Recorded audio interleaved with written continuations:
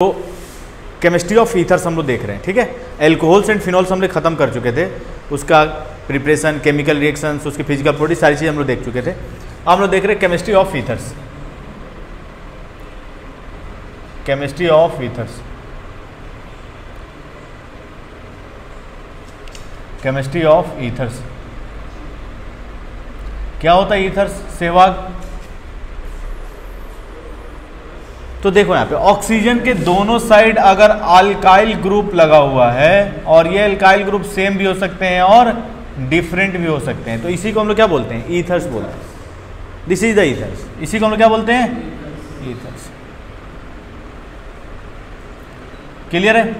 अब ईथर हम लोग को पढ़ना है सिलेबस के अकॉर्डिंग दो टाइप का, एमसीक्यू टाइप के क्वेश्चंस आ जाते हैं आपके एग्जाम में कि इसमें कौन सिमेट्रिकल ईथर है, कौन अनसिमेट्रिकल ईथर है, इस टाइप से क्वेश्चन आपसे पूछ लेता है। तो दो टाइप के ईथर आपको सिलेबस के अकॉर्डिंग पढ़ने हैं। एक आपका है सिमेट्रिकल ईथर, एक आपका है सिमेट्रिकल ईथर, सिमेट्रिकल ईथर्स, और दूसरा है आपका unsymmetrical ethers, unsymmetrical ethers. Clear है? तो दो टाइप के ईथर्स आपको पढ़ने हैं। देखो बहुत ही आसान है। अगर ऑक्सीजन के दोनों साइड सेम एल्काइल ग्रुप लगे हुए हैं, एल्काइल ग्रुप क्या हो? सेम हो, तो इसे हम लोग क्या बोलेंगे? Symmetrical ether. जैसे एग्जांपल ले लो, ऑक्सीजन के दोनों साइड CH3 ग्रुप लगा हुआ है। मैं पूछूं सहवाग ये सिमेट्रिकल ईथर है या अनसिमेट्रिकल ईथर है? सिमेट्रिकल है, क्योंकि दोनों एल्काइल ग्रुप के हैं, सेम है। ऑक्सीजन के अगर दोनों साइड डिफरेंट एल्काइल ग्रुप लगे हुए हैं, अनसिमेट्रिकल ईथर। एग्जांपल ले लो, मान लो एक साइड इथाइल ग्रुप लगा हुआ है और दूसरे साइड मिथाइल ग्रुप लगा हुआ है, तो इस टाइप के ईथर को हम लोग क्या बोलेंगे? This is the unsymmetrical ether. Clear है? अब थोड़ा सा नेमिंग हम लोग देख ले क्या यहीं पे। अब देखो नेमिंग कैसे करते हैं, IUPAC नेमिंग तुम लोग कैसे करोगे? अगर मान लो कि दोनों ही एल्काइल ग्रुप अगर सेम है, दोनों ही एल्काइल ग्रुप सेम है, तो कोई भी एक एल्काइल ग्रुप लिख लो, कोई भी एक एल्काइल ग्रुप ले लो, इसको हम लोग लिखते हैं एल्कोक्सी। क्या लिखते हैं?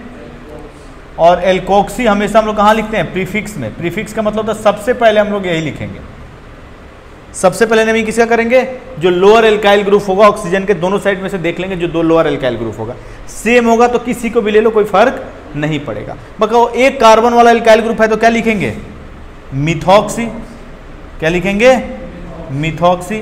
और एक कार्बन है तो इसको हम लोग लिखते हैं वर्ड रूट के अंदर। किसके अंदर लिखते हैं? Word root. वर्ड रूट में एक कार्बन को हम लोग क्या लिखते हैं? मिथ।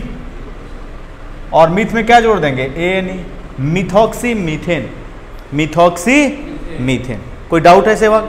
इसका नेमिंग करना है, बहुत आसान। बताओ इथाइल और मिथाइल में कौन लोअर एल्काइल ग्रुप है? इथाइल लोअर है, मिथाइल, मिथाइल क्या है? लोअर एल्काइल ग्रुप है। तो इसको हम लोग कहाँ लिखेंगे? इसको हम लोग कहाँ लिखेंगे? प्रीफिक्सेस में। कहाँ लिखेंगे? प्रीफिक्सेस में। बताओ प्रीफिक्सेस में लोअर एल्काइल ग्रुप को ईथर्स के अंदर हम लोग क्या लिखते हैं? लोअर एल्काइल ग्रुप को ईथर के IUPAC नेमिंग के अंदर हम लोग क्या लिखते हैं? एल्कोक्सी। और एक कार्बन है तो क्या लिखोगे? मिथॉक्सी।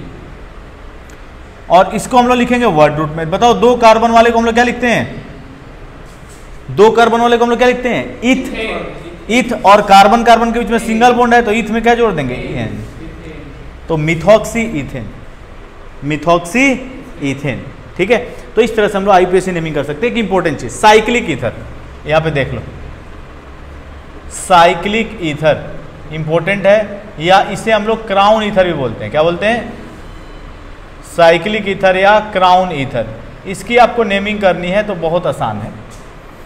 मान लो कोई भी एल्काइल ग्रुप है,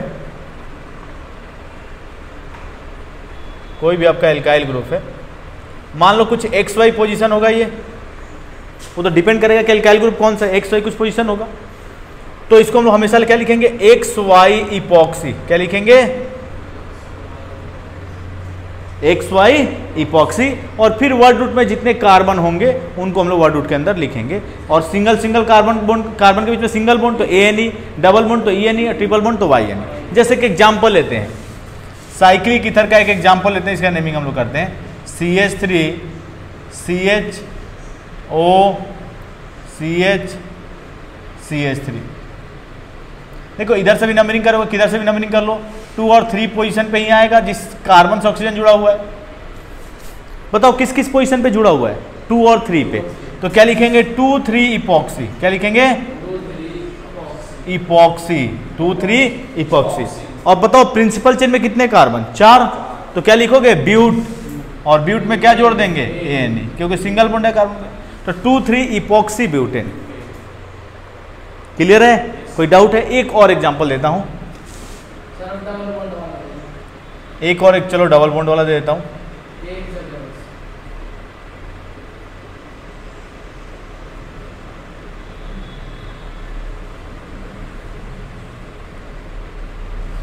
क्लियर है, इसकी नेमिंग करनी है। नंबरिंग कर लो, कहां से नंबरिंग करोगे, जहां से डबल बॉन्ड जो है लोएस्ट नंबर पे आएगा, 1 2 3 4 5 6। बताओ किस किस पोजीशन पे ऐसा कौन सा कार्बन है जिससे ऑक्सीजन जुड़ा हुआ, उसका पोजीशन क्या है, 3 और 4। तो क्या लिखोगे, 3 4 इपॉक्सी और हेक्स इन। कोई डाउट है?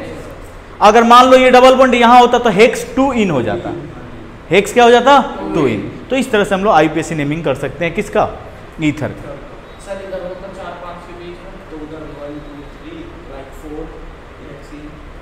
क्लियर है ना, कोई डाउट है? डबल बॉन्ड जिस पोजीशन पे होगा हेक्स 4 है, ठीक है।